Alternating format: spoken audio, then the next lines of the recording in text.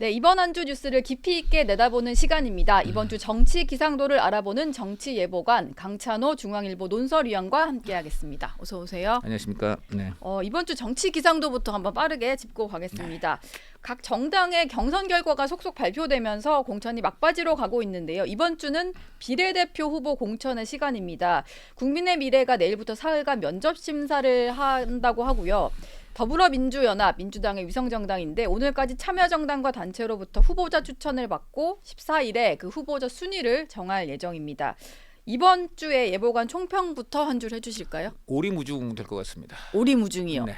지금 저 공천 파동 때문에 국민의힘이 뭐 조금 많이 올라가고 민주당은 손해 보지 않았나 그랬지만 이제 공천 파동 거의 끝나갑니다. 또 예. 이제 비례만 남았기 때문에 이제는 본격적인 총선전인데 전혀 판세를 알 수가 없고 그냥 전통적인 시각으로 보면 오히려 여당이 여전히 불리한 거 아닌가. 네. 굉장히 힘겨운 싸움이 되지 않겠나 이런 얘기도 많이 나옵니다. 그렇기 때문에 네네. 그래서 오리무중이다 말씀드립니다.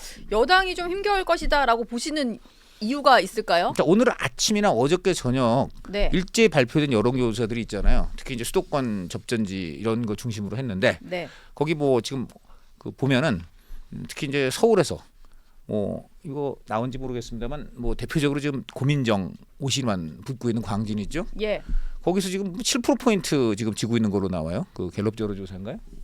네, 그렇게 나오죠. 그다음에 또 그다음 마포을 같은 경우는 이제 운동권 대 운동권에서 굉장히 국힘에서 나름 선전하고 뛰었습니다. 이제 하문경 전 삼민투위원장 네. 정청래 의원하고 붙였는데 거기는 뭐 20몇 대 40몇으로 이렇게 나온 상황이거든요. 저희가 그죠? 지금 그죠? 준비한 네. 거는 저 죄송합니다. 이거 예. 아유 아닙니다. 네. 요 조사에는 이렇게 나왔지만 다른 예. 조사에는 또 그렇게 나온 것도 있는데 제가 그 언급을 할 수 있었는지 모르겠습니다. 네. 지금 굉장히 어쨌든 차이가 많이 나오잖아요. 지금 이 수치를 네. 보시면 될 것 같아요. 네. 그 오신환 고민정은 그렇죠. 7% 포인트 차이고 그렇죠. 하문경 회장도 네. 저 정도로 나오고 있다. 33 네. 대 49 이렇게 나오고 있다. 그래서 예. 지금 보면은 그 정치평론가나 패널 이런 그 방송 출연하는 분들이 그 뭐 민주당 공천 파동덕을 국민의힘이 많이 봤다 이러는데 정작 국민의힘 한동훈 위원장이나 그 홍영림 여의도 연구원장 이런 그 국민의힘 핵심 수뇌부에서는 국민의힘 지금 이길 것 같다 내지 많이 올라갔다 이런 얘기 잘 안 해요. 네. 외려 지금 너무 그 근거 없이 과포가 돼 있는 게 지금 불안하다 이런 얘기고 예. 그리고 이제 결국은 이번 후 총선은 인물 싸움 그 굉장히 이제 왜냐하면 양당 모두 리스크가 지금 다 있기 때문에 네. 결국은 이제 그 공천 파동 거품이 양당에서 거치고 나면 본격적인 총선전에서 몇 가지 변수는 이제 그야말로 민주당에서는 어떻게 하면 한동훈을 제끼고 윤석열 대통령을 도마 위에 올리느냐.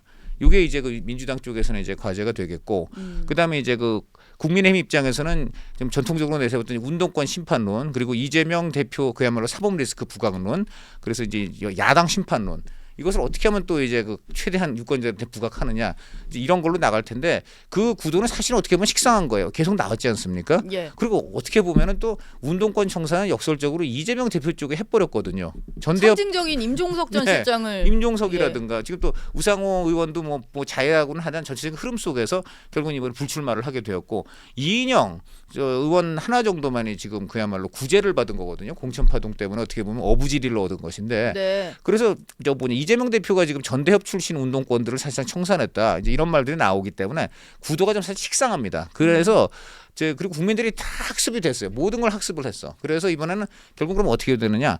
각 지역구에서 그 후보의 개인 댐댐이 네. 또 막말 예를 들어 이제 여러 가지 파동 가능성이라든가 이런 하여간 인물전이 상당히 이제 그 부각이 될 거다.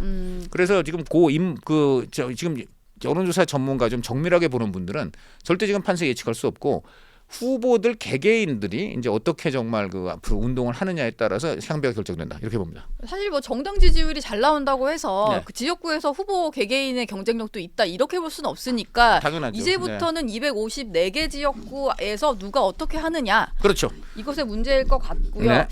일단 대진표가 좀 확정되어 가서 저희가 한번 네. 관심 있을 만한 대진표를 정리를 한번 해봤는데 예.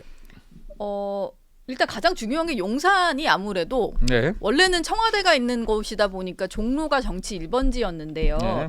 요즘에는 용산에 대통령실이 있다 보니까 그렇죠. 여기도 네. 좀 상징적으로 중요하다라고 네. 하다 보니까 권영세, 강태용 두 분이 좀 맞붙게 된 상황이에요. 용산에서는. 네. 그리고 뭐 중구 성동갑은 임종석 전 실장이 배제가 되면서 윤희숙 전현이 이렇게 됐고 마포갑도 조정훈, 이지은 전 총경. 동작을은 누가 가느냐 했더니 류사명 전 총경을 보냈습니다. 대진표 짜져 있는데요. 좀 어떻게 보십니까? 뭐 지금 사실 어떻게 보면은 그 국민의힘에서는 용산이라든가 동작 이런 데는 전통적으로 그 지역을 쭉 지켜온 분들이 지금 나가게 되었죠. 그리고 가장 이제 좀 주목이 되는 건 그래서 중성동갑의 이제 윤희숙 전 의원. 여기에 이제 또 임종석 공천 파동 때문에 그때 살아해보 말씀드렸는데 정말 살아해보급의 어떤 거기가 아주 화제가 되지 않았습니까? 그래서 저기가 저 중성동갑이 굉장히 중요하다. 왜냐하면 윤희숙 전 의원으로 상징되는 어떤 개혁의 이제 그런 좀 기치가 있지 않습니까? 농지법 파동인데 이제 본인이 스스로 이제 그 배지를 버리고 그다음에 이제 아버지도 기부를 하셨대요. 그렇죠, 기부를 했고 또 그다음에 이제 친윤계도 아니고 지금 보면 그래서 하여간 그 굉장히 윤희숙 전 의원이 이제 그 개혁과 앞으로 당연 미래 이제 이런 걸 좀 보이는 쪽이고요. 전현희 위원 전 권익위원장 같은 경우도 보면은 강남에서 어쨌든 간에 이긴 적도 있는 그렇기 때문에 나름의 또 경쟁력이 있는 이제 사람인데 민주당에서 아마 총력을 기울여 지원할 겁니다. 굉장히 그렇기 때문에 아주 그야말로 1차 대전급의 지금 전쟁이 벌어질 것 같고요. 그래서 굉장히 주목이 됩니다. 마포갑 같은 경우도 굉장히 좀 의미가 있는데 마포갑 같은 경우에는 조정훈 의원이 원래 김기현 대표 때 들어왔어요. 그 국민의힘에. 그래서 김기현 대표가 사실은 약속을 했다는 얘기가 있어요. 마포갑을. 그런데 이제 그 김기현 대표가 물러나면서 다시 좀 조정훈 의원이 어떻게 보면 속된 말로 약간 오리알 비슷하게 된 부분이 있었습니다. 그래서 조정훈 의원이 그냥 어떻게 보면 단수공천 비슷하게 마포갑도 받을 수 있지 않았나 했었는데 결국은 경선까지 갔습니다. 그리고 경선에서는 또 신지호 전 의원이라는 핵심 친윤 아주 그 윤 대통령 신임도 있고 또 방송이나 이런 데 활약도 많이 했기 때문에 저희 여기 전직 예보관이세요. 그래서 저 정치 시그널에도 나왔고 이런 분이기 때문에 굉장히 이제 힘겨운 싸움 끝에 이제 그 어떻게 후보직을 쟁취했거든요. 그렇기 때문에 경선 과정도 드라마틱했고 친윤 핵심을 이제 꺾고 이제 들어왔기 때문에 그거 자체 드라마틱하고 또 그다음에 어쨌든 원래는 야당 쪽에 이제 민주당 티오로 원래 이제 의원이 된 분이기 때문에 그 어떤 그 지금 국힘의 중도화 이런 거에 이제 굉장히 이제 상징을 갖게 되었죠. 그런 점에서 이제 반대로 그 김 변호사 같은 경우는 이제 친명계 이제 돼서 이번에 거기 전략 공천으로 받았기 때문에 마포가 결코 그 국민의힘에 간단한 곳은 아닙니다. 하지만 마포갑은 조금 상황이 달라졌어요. 거기 이제 새로운 아파트 단지들이 들어오고 해갖고 그 국민의힘 입장에서 약간 표밭이 넓어졌다 이제 이런 상황은 되거든요. 그래서 이번에 사실은 이용호 의원까지도 원래는 마포갑에 나오려고 공을 들였었습니다. 그랬었죠. 마포갑이 뭐 현직 의원들도 꽤 많이 노렸던 지역이죠. 그래서 저는 그 송동갑하고 마포갑이 다 보면 한강에 붙어 있잖아요. 마포갑은 한강 서울 서쪽, 중성동갑은 서울 동쪽. 한강 유역을 이번에 다시 한번 국민의힘이 과거의 영예를 재현해서 차지하느냐, 아니면은 그 민주당이 이제 계속해서 사수를 하느냐. 이 부분이 아주 정말 그 관전 포인트가 될 것 같습니다. 저기가 이제 정권 심판 벨트라고 저희 이름 지었는데 사실 한강 벨트라고도 묶이는 곳이고요. 당연하죠. 다음으로 또 저희가 정리를 한번 해봤는데 동부 벨트가 또 하나 있는데요. 여기는 그 국민의힘 후보들이 친명 후보와 맞대결을 하게 되는데 아주 상징적인 건 도봉갑인 것 같아요. 그렇습니다. 김재섭 후보가 안기령 후보가 맞붙게 되었는데 김재섭 후보가 지난 총선 때도 나와서 한번 도전했던 곳이고 도봉갑 어떻게 보십니까? 이번에 정말 김재섭 후보로서는 한번 지난번보다 조금 더 의욕을 갖고 한번 해볼 수 있지 않을까 하는 마음을 좀 가질 것 같아요. 왜냐하면은 우선 그 지역이 이제 그 민주당의 굉장히 이제 대주주였던 김근태 전 의원의 부인인 인재근 그 의원이 계속 쭉 해왔지 않습니까? 인재근 의원이 쭉 해왔는데 이번에 바뀌잖아요. 그렇게 되면 아무래도 당 조직이 동요를 할 수가 있고 또 그다음에 이제 얘기를 듣기로는 인재근 의원이 밀던 사람은 다른 사람이 있었다는 거죠. 후임자를 당연히 이제 내가 내 지역구 이제 떠나는데 그러면 내 지역구는 내 누구 아끼던 후배. 누구 싶다 인지상정 아니겠습니까? 그런데 그게 잘 이루어지지 않았다는 얘기도 있어요. 그래서 그런 점에서는 그 인재근 의원 쪽 조직이 순순하게 새로 이제 이렇게 이번에 그 출마를 하게 된 안기령 후보를 진심으로 도와줄까? 물론 도와는 주겠지만은 후원회장은 맡으셨더라고요. 뭐 그렇긴 한데 어쨌든간에 여러 가지로 볼 때 과연 진심으로 도와줄 것인가? 이제 이런 것에 대해서 조금 좀 그 회의를 해볼 수가 있고 반대로 이제 뭐 안기령 후보 같은 경우에 이제 그 이재명 대표의 전폭적인 지지라든가 이제 이런 걸 업고서 또 굉장히 이제 그 기존 어쨌든 도봉이라는 데가 결코 국민의힘에 호락호락한 데가 아닌 정도가 아니고 완전히 그야말로 국민의힘에서는 과거에는 험지를 넘어 사직급의 이제 이런 곳이었기 때문에 예. 여전히 김재섭 후보한테는 이제 힘든 곳입니다. 그러나 아까 말한 대로 이제 이번에 후보가 바뀌었고 예. 또 이제 인재근 의원과 이재명 대표와의 관계 겉으로 보이는 것과 정말 속내가 어떤지 이게 이제 어떤 그 김재섭 후보로서는 한번 틈새를 파고 들어갈 수 있는 이제 그런 측면이 될 수 있겠죠. 예. 그리고- 나머지는 네. 좀 어떻게 보세요? 지금 천준호 네. 이게 대표 비서실장 하고 계시고 박홍근 의원 지역구고 네. 이런데 친명 네. 후보와 맞붙는 지역이 다 보면 좀 험지가 많습니다. 당연히 험지죠. 다 험지고 예. 저기는 계속 민주당만 됐던 곳이에요. 그렇지만 이번에 역시 그 지금 보면은 약간 주목되는 건 역시 중랑을인데 이 김재섭, 이승환 그리고 또 밑으로 이제 광주 내려가면은 또 이제 김병민 후보 있지 않습니까? 네. 이분들이 나이들이 다 30대 중후반이고 다 서로 친해요. 40대, 네, 40대로 넘어갔습니다. 죄송합니다. 예. 제가 정말 이게 이 세월이 빨리 지나요? 그저 네. 제가 이 정치인들 굉장히 저도 이제 참 좋은 후배들로 생각해서 한 4년 전 총선 그때부터 친하게 지내다 보니까 그때 나이가 붙어갖고 4년 죄송합니다. 30대일 때 그렇죠. 기억을 근데 하시는군요. 어쨌든 이제 이승환 후보가 지금 대통령실에서는 아까 좀 전에 지금 막 여기 나와서 얘기를 했던 전희경 후보와 함께 그 대통령실 출신으로는 일찌감치 좀 공천을 확정지은 그런 편이긴 합니다. 네. 그러나 이제 일찌감치 공천을 확정지은 가장 큰 이유는 험지기 때문에 수월하게 된 거예요. 그렇지만 이제 이승환 후보 같은 경우에 원래 쭉 그 거기서 연고가 아주 어릴 때부터 학교를 다니고 이제 연고가 상당히 있고 또 그다음에 지금 바로 그 이제 한동훈 비대위원장이나 당 국민의힘이 지향해왔던 운동권 청산. 586 운동권 청산 이런 거에 굉장히 이제 부합하는 그런 청년 정치인이기 때문에 예. 김재섭, 이승환 그 밑에 김병민 또 그다음에 이제 윤희숙 뭐 이렇게 이어지는 하여간 이제 좀 개혁 성향의 젊은 정치인들 이런 이제 그 어떤 그 흐름을 잘 탄다면은 한번 네. 해볼 수도 있지 않을까. 그러나 물론 박홍근 후보의 경우에는 뭐 확실한 지금 친명 그 저 세력인데다가 원내대표까지 지내고 뭐 이러니까 그렇죠. 그 결코 예. 만만한 상대가 아니죠. 두 사람의 아주 굉장히 그 아주 치열한 싸움 그리고 그 싸움이 전반적인 지금 서울 그 판세에 큰 영향을 미치려고 봅니다. 예. 저희가 일단 정리한 것은 저 정도 지역구인데 네. 정치예보관께서 꼽으시는 최대 승부처 한 곳만 좀 꼽아주실 수 있을까요? 글쎄 저는 뭐 일단 역시 아까 좀 전에 나왔습니다만 이 성동이 되지 않겠는가. 그러니까 중성동갑. 그렇죠. 네. 아무래도 이제 이 윤희숙 전현희 부분이 굉장히 클 것 같고 또 그다음에 당연히 이제 개항은 뭐 그 최대가 될 수밖에 없죠. 이재명 대표의 정치적 명운이 달렸기 때문에 예. 뭐 거긴 정말 최대의 그 정치적인 그 아이가 이번에 승부처가 될 것 같습니다. 만약에 이재명 대표가 개항을이라는 굉장히 민주당에 유리한 기울어진 운동장 상황에서 또 당대표라는 그 민주당 안에서는 최고의 권력을 가진 후보로서 원희룡 전 장관과 붙었는데 만약에 졌다. 그렇다면 뭐 그 순간 민주당의 구도는 완전 전변하게 되는 거죠. 예. 아니, 근데 개항을에서 네. 일단 좀 두 사람이 어느 정도 이제 접점 보이는 조사도 좀 나오는 것 같고요. 네, 많이 올라가긴 했죠. 예, 그리고 네. 저희가 좀 뒤에 다루려고 했는데 개항을 얘기가 나왔으니까 물어보시다 보니까 나왔습니다. 네, 좀 땡겨서 한번 해보겠는데 네. 지금 이게 개항을 여론조사 네, 결과입니다. 네, 네. 일단 두 사람이 조사 결과가 저게 오차범위 내더라고요. 내긴 내죠. 예, 플러스 네. 마이너스를 다 이제 합치다 보면 오차범위 내로 들어가는 거고 개항을 해서 저런 조사가 나왔고요. 네. 그리고 또 하나 좀 주목해야 될 게 두 사람의 어떤 대결에서도 저렇고 네. 비례대표 있잖아요. 그렇습니다. 정당 투표할 때 네. 개항을 주민들한테 이제 지역구 누구 뽑을 거냐 물었더니 저렇게 대답을 하면서 네. 그러면은 정당은 누굴 뽑을 거냐 했더니 국민의 미래 다음이 조국혁신당이 나왔어요. 그렇죠.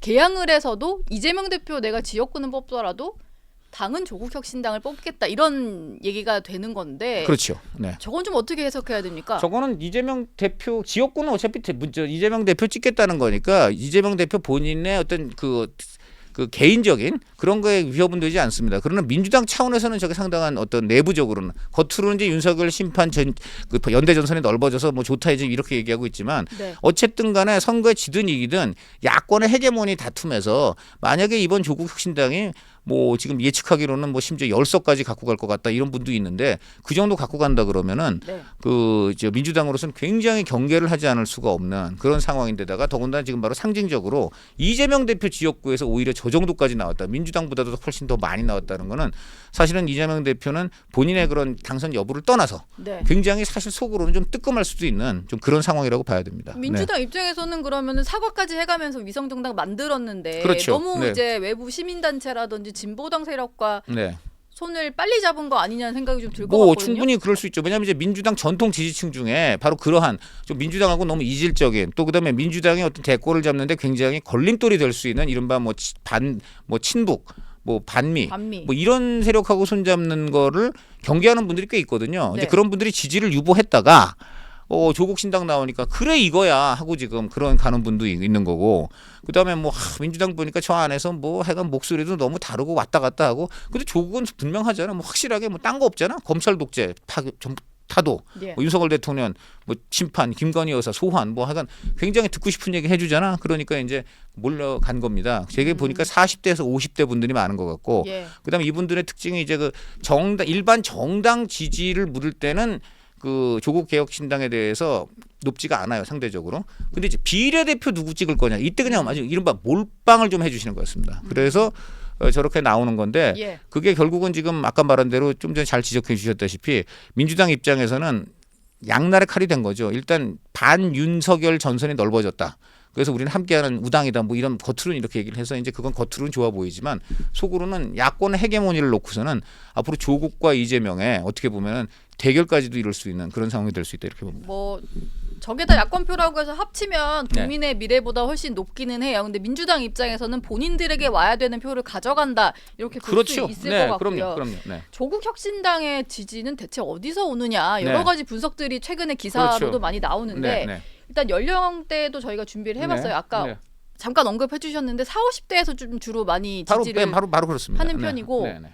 뭐 20대, 30대는 거의 없다고 볼 수 있는데 특히 20대는 0으로 나왔습니다. 뭐 아시다시피 우선 저 거부감이 크죠. 바로 저 본인들의 앞으로 대학 입시라든가 취업에 예. 조국 전 장관이 지금 반칙했다고 법원이 판단을 1심과 2심에서 해버렸잖아요. 공정에 되게 민감한 세대니까요. 그럼요, 당연하죠. 그 바로 그런 그 조미씨 문제도 결국은 조미씨 문제. 거기서 그리고 법원도 지금 1심에 이어 2심까지도 분명히 자녀 입시 비리에 문제가 있었다고 인정을 한 거 아니겠습니까? 예. 근데 그러니까 저는 그런 게, 너무 네. 궁금한 게요. 네. 20, 30대가 별로 어른 세대가 봤을 때는 20대가 무슨 정치적으로 고민하고 판단할 수 있겠어라는 네. 세대인데 오히려 그 세대는 저 사람은 유죄를 판결받은 사람이고 그렇죠. 입시 비리에 연루된 그렇죠. 사람인데 네. 어떻게 지지할 수 있어 이렇게 드러나는 것 같고 네. 40, 50대 지지하는 건 저 어떻게 봐야 되는 원래 거예요? 40, 50대가 아시다시피 굉장히 민주당 지지층이 많잖아요. 예. 특히 40대가 굉장히 많습니다. 70년대 사람들이 아시다시피 그 이른바 소위 친문 이거 문파라고 해서 저 뭐냐 그 문재인 정권 5년 내내 예. 열렬한 지지층이 70년대생들 아닙니까? 지금 대부분